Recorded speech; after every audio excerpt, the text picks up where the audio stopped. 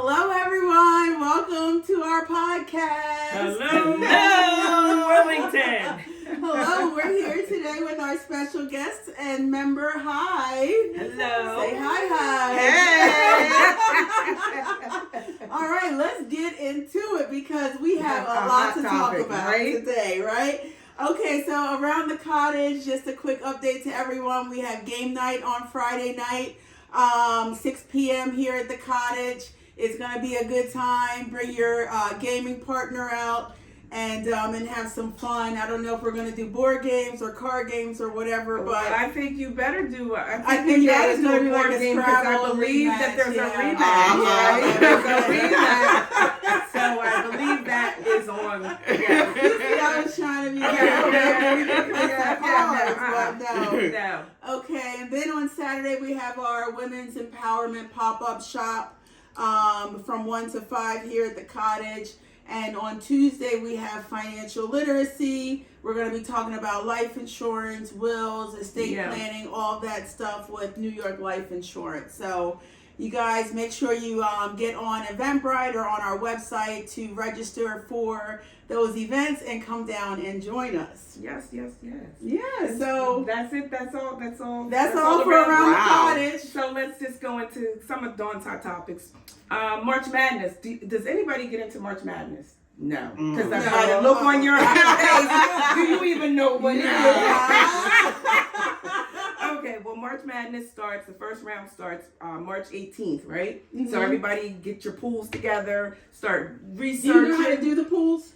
Could you create one for us? I might be able to create a pool. Okay, that would be fun, and maybe we could do like a watch party. Yes. Nice. And we could do it for women's or for men's. Yes, because both of them they'll be running at the same time. So I think that's a good one. Oh yeah. How have you been with the Spring Forward?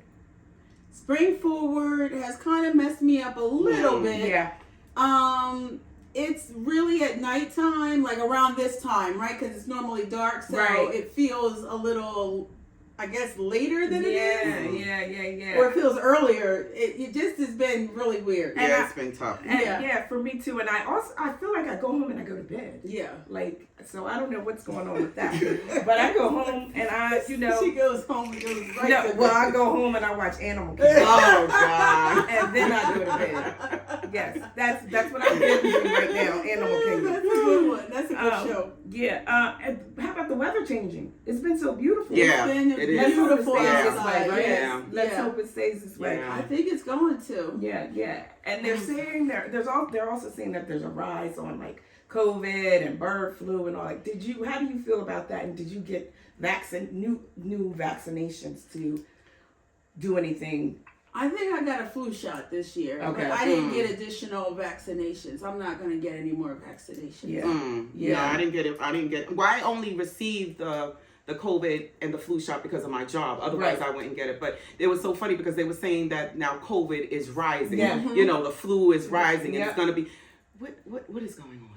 What is going on? I don't know. What is going on? I don't know. But I will say. What is going on? It's always something. It's always something. Yeah, it's always something. But I will say that I did get the flu shot, and I did get the bird flu shot, and I did get. What was the other? The bird flu shot? Something the lady told me. See, I don't even know all the ones that I received, but I was like, oh, I'm out in the public, around people more now. So and I'm older. You're so I was like, let me get all these shots. Just to be safe, And I got grandkids, and I didn't want to. They bring home everything, Yeah.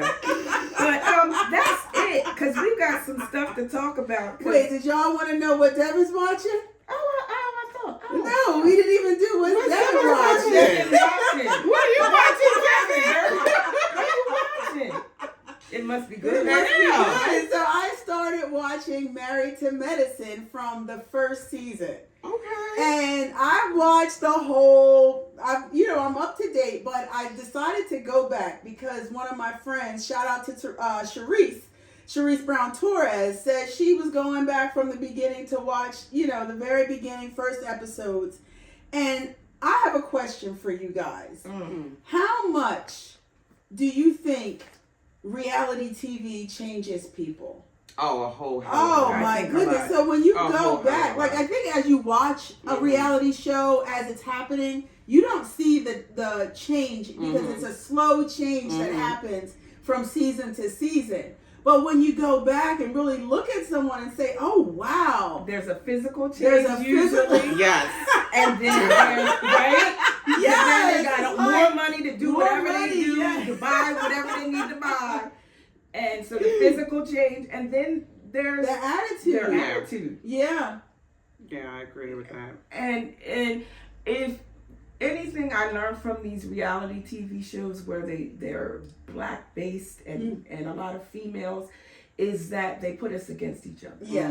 I don't even bother watching them, so I can't even comment. Yeah. You know, I can't stomach it. And I think we were having a conversation before we started about why hide what we know, or why not want to share what we know and lift each other up. And I think that a lot of these reality shows do the total opposite. Yeah. Well, it's for ratings, right? People like drama. Right. People like chaos. People like, all kinds of confusion. Right. And that's what sells. It's That's not what necessarily what's right. Exactly. It's not necessarily what's true. Right. But it's just about what sells. Yes. And this is where we're at. You know what I'm saying? And it's sad because a lot of times it's us chocolates. Like you said, going against each other just to give the man the money. It's yeah. What you gonna do? What are you gonna do? What you gonna do? Yeah. But today is the time to speak. Yes. So okay, so that's what Devin's watching. Now let's go to our next segment with Miss Hyde. Welcome to. This has been a long time coming. Thank you for having me.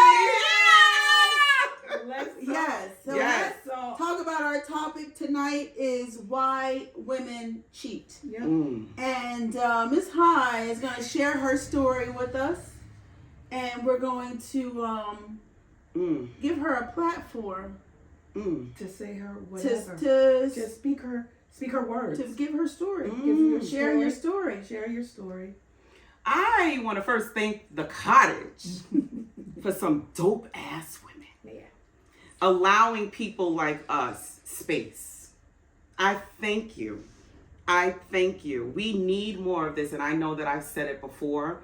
I know that before I met you, I was a loner. I did everything by myself, and I was asking for sisterhood. Right. I was asking for a new tribe, and everything that I asked for has come to pass.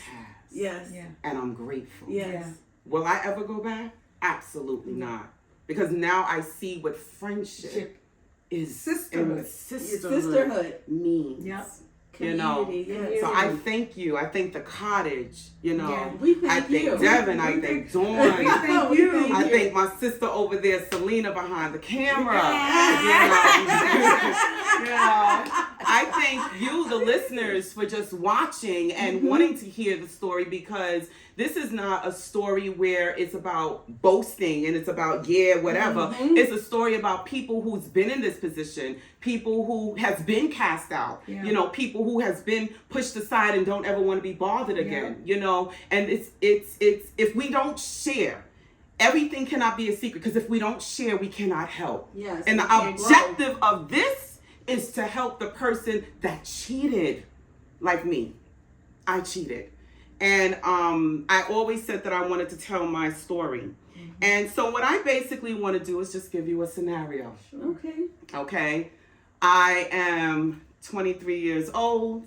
Meet my spouse at 15, date. And you have to realize and recognize red flags. And a lot of times we want to be in a relationship so much, we don't see red flags. We ignore it because we want to see, they have potential. We can go here. We can do this. He got that. He got this. But you need to pay attention to red flags. 15 years old, met this dude, fine. Well, at least in my eyes. Right. But one of the first red flag was we had just dating in high school. The thing was, I want you to go in the store and pick up something from this guy. It's going to be a bag. It's just going to be a jacket. I said, well, a jacket? I said, well, why don't you do it? No, I can't do it. You do it. First red flag. I didn't do it. I said, well, what if I go to jail? Blah, blah, blah, blah. First red flag. Ignored it. Move forward. 18 years old. We break up or whatever. I'm dating a 30-year-old drug dealer. Girl. Okay? He had this, he had that, ran up my phone bill because he was doing dealings back and forth from Virginia. At the time, my then boyfriend said, well, go tell him to go get the money so you can get the money back. Went and told the guy, give me the money back. He done blew and pushed my ass through the window and threw me down the stairs, and I had a concussion. Went back and told my boyfriend, nigga didn't do shit. Another red flag, but I stood there. Next red flag, you still see the guy with me or whatever, we're dating, but you're going to tell me you looking around a certain area to shoot me and not him. Okay, these are okay. Moving forward. Now I'm young, I'm still with him, we get married, right? Have my first baby pregnancy, I miscarried. Okay. It was devastating to me because I wanted a baby. I had a girl, and then that night he left me bleeding because I had to actually push her out, and left me in the house so he can go play. He's a musician. I said, okay. I knew at that point, this is not going to be forever. Right. I don't know when it's going to end, Right. but that right there led me to believe this is not going to be a happy ending story. Yeah. Moving forward, I was not able to get pregnant. I found that I had polycystic ovarian syndrome. PCOS. PCOS. Okay. And it has to do with my cysts having my ovaries having a bunch of cysts, which what's very difficult for me to have children. So I would think that, you wouldn't say certain things. But I finally got pregnant, and he came out and said, well, if you didn't get pregnant, I was considering leaving you. Wow. Another red flag. But wind up having a beautiful baby son. And I will not say his name for protection. Right. But beautiful son, and I'm proud of him. And I love my son. And I'm proud of you. And whatever you do, your mother is still here and she still loves you. Moving forward. Then I gained weight because polycystic ovaries is a hormone imbalance, right? Didn't realize it, but then what I did was I started getting myself together, becoming very mindful of what I'm eating, where I'm going, what I'm doing, whatever the case may be. Lost all this weight and got down from I think I was a size 20 to a size 4. Wow. I looked like a damn crackhead. Wow. It wasn't good. Yeah. But I lost a lot of weight, and I wrote a book about it. And during that time, I wrote the book. I was doing multiple things in the place that I used to live. Having children events, having boys events, having speaking engagements. I spoke at the State Building up in New York City and Harlem. I was selling books out of just making $500. They're like, what is this? Right. Life is good. Uh-huh. Girl, the next thing I know, I was just working hard. And I realized that I was not feeling the attention or the support. Yeah, he may have been supporting me with the money, but the emotional support. And we're emotional creatures. So one day I realized that I was gaining too much weight. And I said, okay, I'm going to work on it. But before I work on it, there's certain things I got to get together. So he decided to go in my closet. He said, first of all, your wedding dress is ugly. That broke me.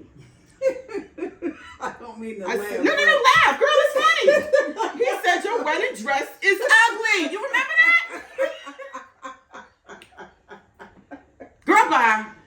I said, well, we can keep it because if we have a girl or whatever, she can cut it up and shit and put it, add whatever. You're going to throw my whole wedding dress in the garbage. And if I didn't save the top, that would have been in garbage as well. On top of that, him and a friend of mine at the time said I had no style. I had no fashion. I was not fashion conscious. I looked old. What? Went in my closet and threw all my clothes in a plastic bag and threw them out the garbage.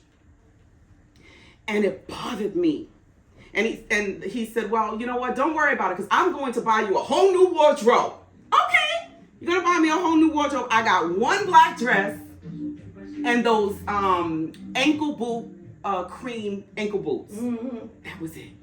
I wind up going every once in a while, sneaking to go in the garbage to take my little bit of clothes that I liked back out. Okay. So can I ask a question? Sure. So, what would make you not take all of your stuff back out the trash And I lived on everything this man said. Mm-hmm. He's very known. He has a lot of connections. And so, you know, I didn't want to embarrass him, you know, but I did feel, I'm like, well, Dad, and I used to say, do I look that bad? Do I look that horrible that you would take my clothes and you would want to throw them in the garbage? I'm giving you real facts, things that actually happened, which led up to certain things. Yes. And I'm, okay. How long had you all been married at this point? Wow. So we had bought our home. So we must have been married. This was right probably before my son was born. So, we got married in 90, maybe about a good 9-10 years. Because I had my son when I was about 30. Okay. So moving forward, and that was another thing. I had my son, whatever. He used to have to go play at another location and used to leave me and my son in the parking lot in the dark talking about, I can't have y'all go inside. So me and my son, I'm not talking about 1 time, 2 times, 3 times. I'm talking about time after time after time after time want to now leave me in the house. I mean, not in the house, in the car. And now here it is, my son and I are in the parking lot and you inside safe. Or decide now, okay, you know what? Where we at? You're inside playing and you know I'm coming to pick you up, but I'm knocking. And I'm out there an hour, 2 hours knocking, calling, you not picking up. Now, people may say, well, that's your fault or whatever, or people may say, well, what did you do? And you're exactly right. What did I do?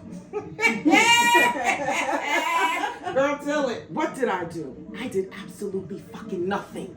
And that was the problem. See, you're looking at somebody who is well known. He don't look like he do nothing wrong. He got all the freaking answers. And then you're looking at me, no talent, can't dress, dark, nappy headed, right? And you're like, I got tired.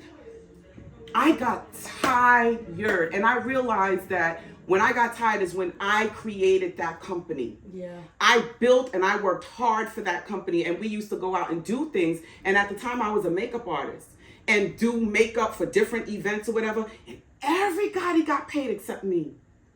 And so I swallowed it. And I knew it was a breaking point because I said, well, put my name on the company. Put my name on the company.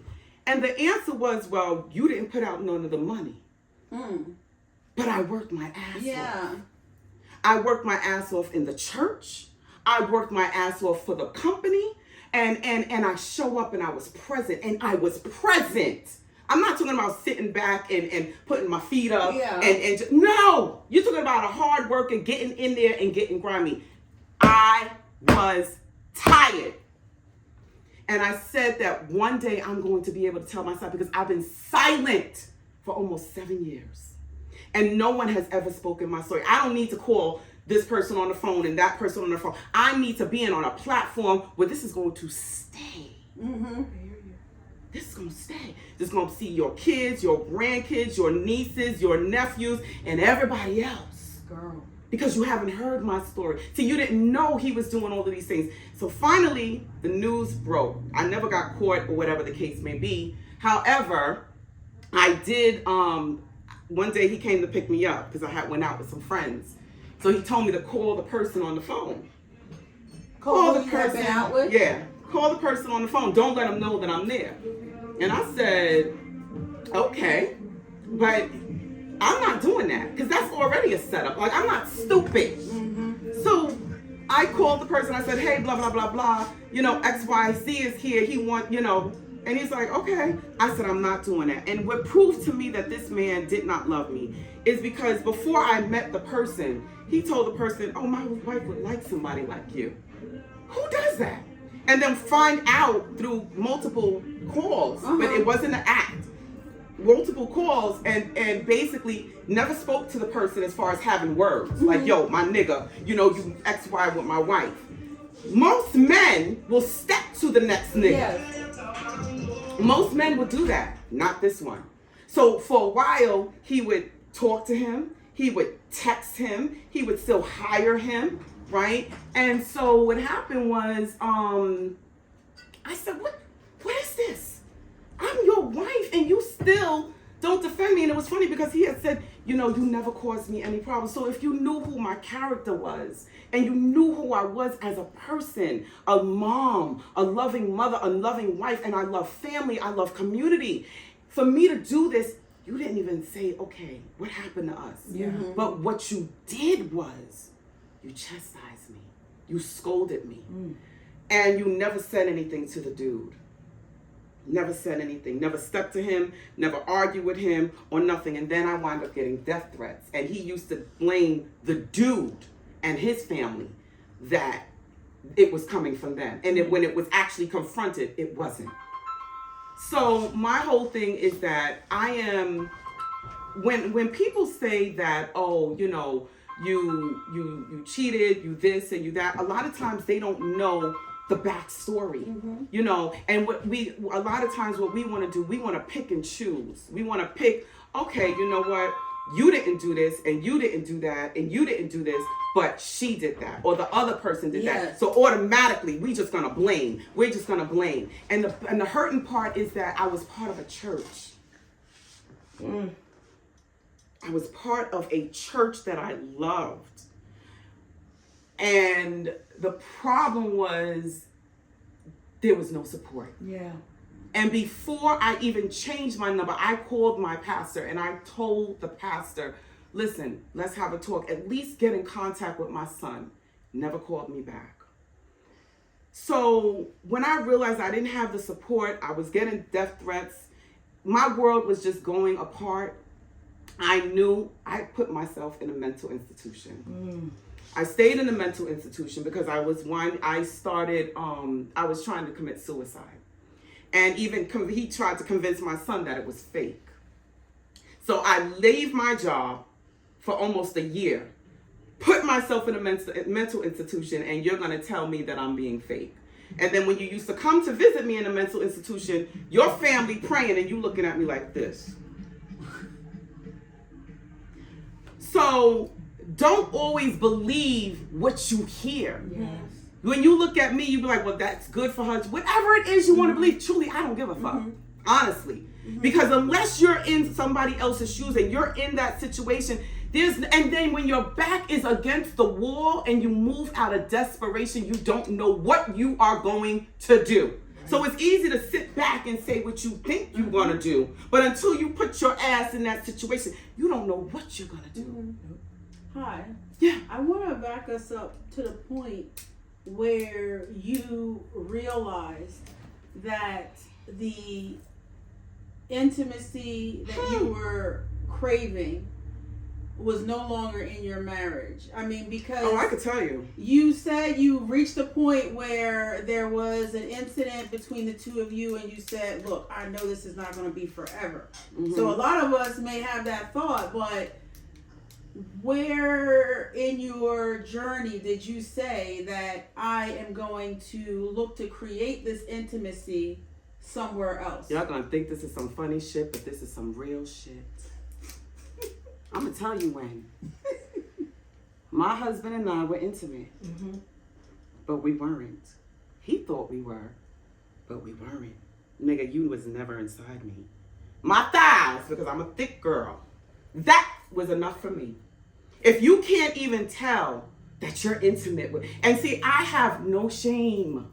And when you have no shame and you have no regrets, you can say whatever you want because that shows that you are free. Yes, that shows that you are free. I live by that. I believe in I that. live by that. Yeah. I believe in that. And it was that, but besides all the other stuff, I knew when you could not tell the difference.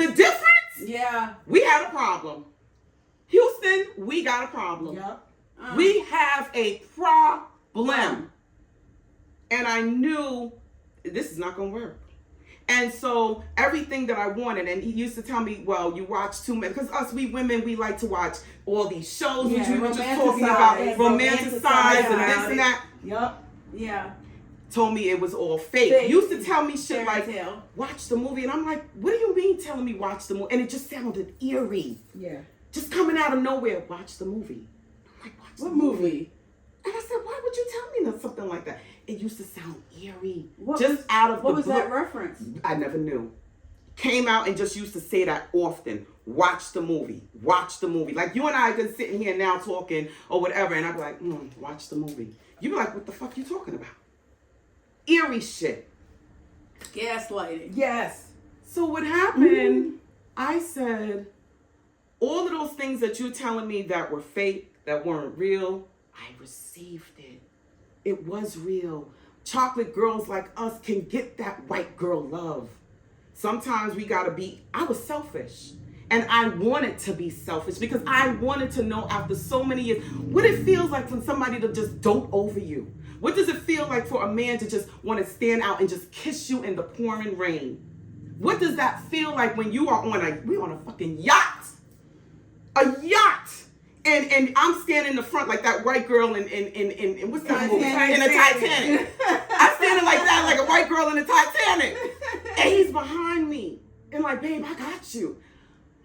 Girl, whether it was real, whether it's not real, I don't give a fuck. But that, without me telling you, without me asking you, without me begging you, was something that I needed. And after 23 years of marriage, and it was so bad.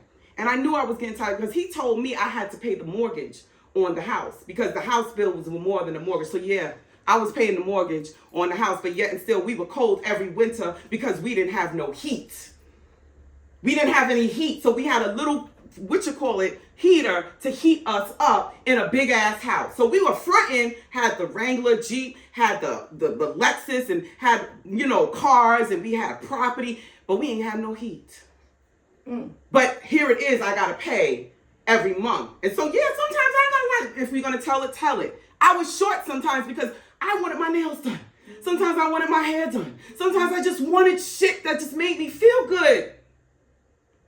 And in 23 years, only place we've been on was our honeymoon in the bottom of a motherfucking ship. That was it. Never went nowhere, never been out the country, never had a passport, never did nothing. Nothing. And to me, I'm not a materialistic girl. Give me the experience. Give me something to smile about when I'm on my deathbed. Give me something to remember. Yep. So when I cross over, whatever the case may be, I know I had a good life, which I know I wasn't going to have with that nigga. No. And they could say, well, hi, what was you doing? What was you doing? I was cheating. That's what the fuck I was doing. Because that's what I wanted. That's what I wanted. And it took you 23 years? It took me 23 years. And then on top of that, you disrespect me. You kill my character. Like you call me up and tell me that I left exotic videos in pocketbooks that I gave to my nieces. Why would you think that? Like who I was and who I am did not tell you. She wouldn't do no shit like that. Mm-hmm. Who I was. But you don't look at your men or people. Now, I'm not going to say men. They don't take to turn around and say, where did I play this part? Yeah. What part did I play? What part did I play? Mm-hmm. And I did not want to grow old like I see some women stuck. Yes. They got to rely on the man to do this, that, and they can't do nothing now. And now they're old and they can't do nothing but rely on a motherfucker they ain't happy with. No. Choices. Mm-hmm. Choices. Yeah. So you may see somebody in there playing and they doing this and they doing that, but it doesn't mean that they all right. Yeah. He separated me from my son. And he knew how hard it was for me to even conceive. And tried to entrap me to tell my son what I did. I said, I'm not doing that. I'm a grown woman. That is my child. And I told my son, whatever I did to you, I'm sorry. Whatever I did to you, not your fucking father, I'm sorry. And I apologized to my son. Mm-hmm. I sent my son gifts. I sent him money. I sent him letters. Cut off my whole family. My son graduated from Morehouse. And I didn't even get an invitation. But yet and still now we going through the court system. And now you want me to help you pay loans on the motherfucker that I didn't, nigga. You want the money, I mean, petty shit. Like, I felt like I was fighting with a girl. Because my whole thing, the first house you took, right? We signed it. You were supposed to give me my half. You never did. I let that rock.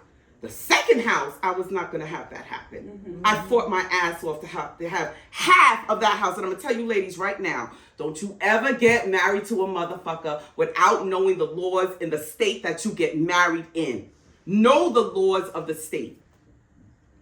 Wind up winning and getting half of everything. Then want to take me for child support.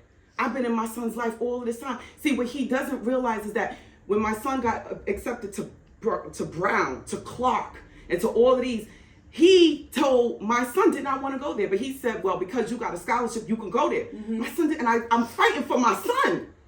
I wound up getting the money for my son to even apply to Morehouse when his father did not do it. His father did not even want to apply to Morehouse, and that is why my son went to Morehouse, because his mother gave him the money for the application. His mother, not his father, not his father, and you probably didn't even know that. However, I'm proud of him. I'm proud of him. But my point is that, you know, I realize when you see red flags, I'm not saying anybody to cheat. You know, at the end of the day, and you got to be able to, and if you are going to do it, you got to be able to say, okay, what if this happens? Right. And how can I deal with it? Right, yeah. I was to the point, because I was asked to go back. I didn't want to go back, because I knew a nigga, I'm not happy with you. I'm going to cheat on you. I'm going to do you a favor. I'm not going back to you. Let me do you that favor, because I'm going to tell you, if I go back to you right now, I'm going to cheat on your whack ass. So I ain't going to go back. I'm going to do you that favor. I'd rather go homeless. And before I moved, I was homeless. I was living in the streets, had my little, my little shopping cart, trying to figure out what am I going to say. Because we had property in New York, but told me I couldn't go back and live in that property because we had a tenant. Mind you, had a tenant that was giving him all the money. I didn't ask for shit. Nothing. I didn't ask for nothing. Just leave me the fuck alone. Leave me alone. Leave me alone. So y'all could say, well, that's your fault, this, that, and the other thing. Times are different now. I'm over 50. When we got married, when we were young, we were told to stick it out. Yes, that's true. We were told to stick it out. And I'm looking at women older than me sticking out with niggas that ain't shit. We were told to stick it out. I was young. I did not know how to even get out. I didn't even know who to talk to. You know, yeah, girl, because it makes me hot. Oh, my God. And, oh, I didn't even know who to talk to. Menopause. We'll talk about We'll that. talk about that later. But you don't know how to get out, you know. And it took me almost $30,000 to get out that marriage. But I was determined. I'd rather go homeless, pay my lawyer, because I'm getting out. Yep. So when you think, oh, you know, you're looking at somebody and when you were wrong, you don't ever know the full story. Even if you didn't, you don't have to cheat necessarily with a person. You could cheat being too involved with your job. Oh, yes. That's your mistress. Yes. His mistress was the fucking church and being involved with the fucking church all the time. Addiction. That was the mistress. Addiction can be your mistress. Yes. Addiction. A mistress doesn't have to necessarily be a physical person. Exactly. You are making a very good point. Yes. You are making an extremely good point, is that we often make an assumption that it's the cheating, the physical act of cheating that is the problem. Right. But it's not. It's not. It's the leaving of the partnership. That's right. And whatever takes you away from that partnership, there you go, is what the infidelity is. That's right. That's right? exactly it. So I have to also piggyback on another thing you said that I've been saying recently, is when you ignore those red flags in the beginning, they become full-blown dumpster fires by the end. Yes. So if you can ignore them all you want, but they're still burning in the background. And they're brewing. They are brewing. They are brewing. And before you know it, they will be a full-blown fire that you got to call the fire department. Girl, you better call the therapist. The hospital. The wildlife. The pharmacist. Whoever. You better call in everybody. That's right. Because you done burned your whole house down because right. you didn't pay attention to these red flags in the beginning. Yes. And these are conversations that we should be having. Yes. You know, because you're not the only person that's cheated. You know, you're not the only female that's cheated. Right.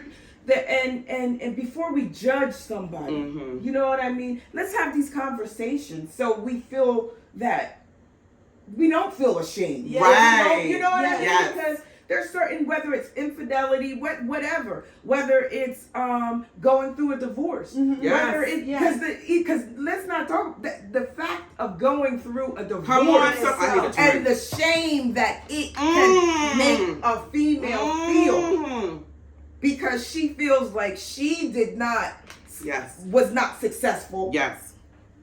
Yes. Like let's not make the man or the woman feel like ashamed to even have the conversation. Right. And y'all may have to cut me off because I can talk about this all night. Well, I think this is going to be an ongoing. Yeah. I think we're going to do a round table with all our girlfriends. Yes. Just talk. Because I realized infidelity, when I thought about it too, it necessarily wasn't like cheating. I was cheating on myself.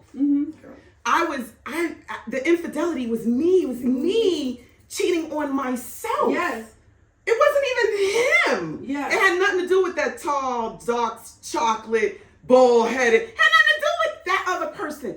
I was cheating on me. I was lessening me, who I am. I was not looking in the mirror and recognizing who I am. Yes. That was the problem. And I did not position my crown. I let my crown, it never fell off. Let's make that clear. Yes, it never fell. My crown never fell off, but it did tilt. It did tilt. And until I was able to adjust it, then I realized, I said, no, get up on your feet. Move, and everything that I lost, the cars, the pool, the grill, the beautiful place, everything that I lost, I got back. And I got the grill. I got more. And you got peace. And I got peace. And I'm able to now live a life. And sometimes you got to realize you already know what you have. And if it ain't shit, you don't know what you're about to get. Why not step out on faith? Absolutely. Why not? And this again is just to encourage those who've cheated, who was cast out, who was put aside. And I'm not talking about nobody that's reckless. I'm not talking to those people. I'm talking about people who were family people, but there was something that was missing. There was a void that needed to be filled. And somebody else came and filled the void because you wouldn't. Not that you couldn't. You wouldn't. And there's a difference. There's a difference. There's a difference. There's a difference. There's a huge difference. There's a difference. You know. So So I want to talk a little bit about the shame. The shame. And how that plays a part in our community. Yes. How, and I'm talking about Black community, the community of women too. Just the shame around relationships, the shame around, like you said, divorce, the shame around cheating. And I feel abuse, all of that. I'm wondering if that is a cycle of shame that we are passing down from generation to generation. So whether it's shame that maybe someone has done the same thing and had to keep it a secret, or it's shame that someone feels that they were not strong enough, in that moment to choose themselves. They had to stick it out. Look, girl, what are you doing now? You know, so I want us to really think about that idea of shame, and how that may manifest and where it may come from, and also to me the kryptonite to shame is forgiveness and communication. So when you are able to forgive yourself, and like you said, talk through it and communicate and tell your story, that is what the kryptonite to shame is. That's what frees you. So like you said earlier, as long as we're keeping secrets and we're not willing to talk about things, we're going to keep ourselves locked and locked up by the chains of shame. The chains of shame. Chains of shame. Chains of shame. And just to say what the younger generation sees or thinks, I was having a conversation and with my daughter, and she was like that the younger generation a good amount of them don't want to get married because they've seen how marriage is, right? Or they feel like they don't have to be married in order to. You wanted to be married when you had your child. You wanted to be married when you know, and they kind of think they've seen us and they're saying they're not going to do that. They're not going to do it. I'm not going to stay in a marriage because the kids or because it's a marriage, you know, because everybody thinks I should. I'm going to live my life how I, you know. And then what is marriage, you know? Right. Marriage is nothing but a contract. That's all it is. Marriage is a legal contract between two people and the government. Where the fuck did marriage even come from? Yeah. You understand what I'm saying? Because marriage was not. And if we're talking about that, then every marriage, if it's a legal agreement. It's a legal agreement. I mean, when every marriage should have a prenup. Right. Every marriage should have a prenup. Every marriage when you really should have think a prenup. about it, some people are not getting married for love. Yeah. They're getting married for business. Exactly. They're getting married to keep people in the company, in the states or wherever. Yes. It's a business. Yes. Because at the end of the day, if I'm not happy with you, I should be able to walk away with you without going through the court. Well, if I contracted you to do some work for me, right? There you go. And you don't provide the work that I need. Yes. What do I do? I void that contract. You void the contract. I'm disputing this. There you go. Yes, you are in default. You're in default of this contract. Right. Yeah. Bye-bye. Bye-bye. And all of those people that I do know that were married, that are married, I know their secrets. It's not for me to just, one thing I'm not sloppy with, I'm not here to tell people what I know about them. Right. That is not how I move. But I know that the people that have condemned me, I know their secrets too. I know what you've done. You know, but it's funny how you've condemned me and you cast me out, but because I know you or you're my family, I know what you did, but because you're my family, I'm not going to cast you out. I'm not going to treat you like I treat her. Because, you know, you can go out, you can have kids from different men, you can do all of this, and I know you cheated on your husband, but we still going to embrace you. We're still going to embrace. How fucked up is that? You could be the fucked up person or whatever, but it doesn't matter anymore. It doesn't matter. I felt at that point, y'all really just don't care. You really and no one can reach out. Yes, and that's another good point. The shame that the family, your own family could put on you for making that choice, to choose yourself. Right. Choose yourself. Right. Because if my siblings, one of my siblings could have my ex-husband tell him, well, you lucky that your sister's alive and you comfortable with that. And you don't check that. Oh yeah, you know who I'm talking about. You okay with that? Or talking to my cousin and saying, well, you lucky that she's still.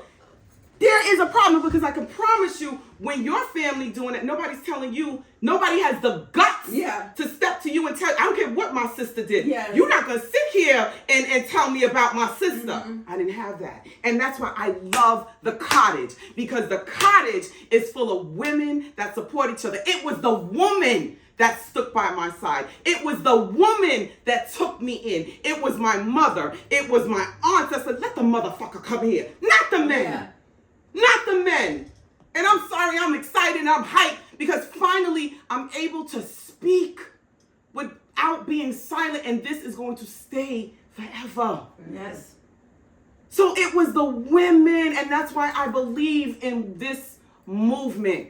Because the women that are the backbone, it's the women. When you look at certain movies, it's always the women. It's not the men. It's not the men.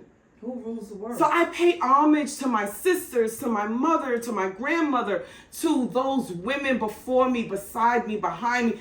Those women. Those women. And I'm going to stand 10 toes down on that.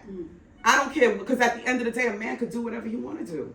He got 4 or 5 different things. Nobody gonna do nothing to him. But us, we're sluts. We're garbage. We're trash. We're hoes. We're hoes. Well, nigga, I'll be a hoe. Pay my motherfucking rent. Ain't nobody paying my rent. Ain't nobody paying my bills. Ain't nobody doing shit. But it is the women, the support that I have. And that's why it's important. that we sit together. Yeah, absolutely. Absolutely. And I love you guys. We love you. We love you. We love I you. love you. And we are so happy Thank to you. continue that. Look, you got a place to voice your, to let your voice out. Anytime. You have a voice. Yes. You have a place. We have a place here. That you can, Thank you. Thank you. Anything else you want to get No, off your that's it. I'm gonna have to drink some water, get some napkins, and we're gonna have a drink after this. Thank you guys. Thank you guys for joining. Thank you. Love and